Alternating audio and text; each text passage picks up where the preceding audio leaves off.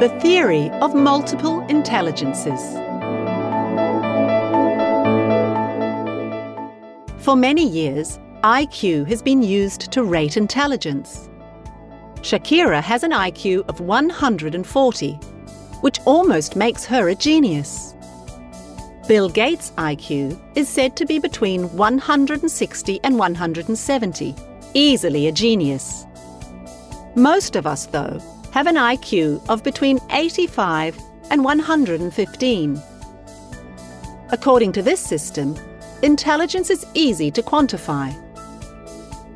Howard Gardner's theory of multiple intelligences suggests that calculating intelligence is a lot more complicated. The theory proposes that there is not just one intelligence, but 8 or more intelligences that we all have to a greater or lesser extent. These intelligences are located in different parts of the brain, but sometimes work together.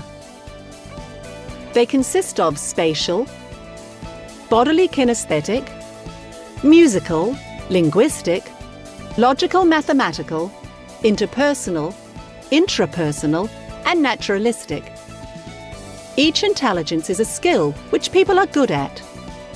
For example, a dancer may not have a high IQ, but according to Gardner, that does not mean she is not intelligent.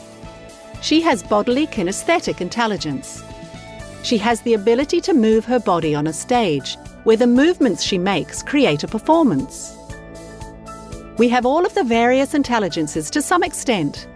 It's just that we usually excel at just one. Gardner's theory has far-reaching implications for how we rate intelligence, as well as how and what we learn. Educators must activate each intelligence to reach everyone in the classroom. That means employing a variety of different teaching techniques from which all the students can learn. For example, linguistic intelligences prefer hearing, saying, or seeing words, whereas musical intelligences respond to music. In this case, a combination of memorizing song lyrics might work well for both groups. Everyone is intelligent in their own way. So what type of smart are you?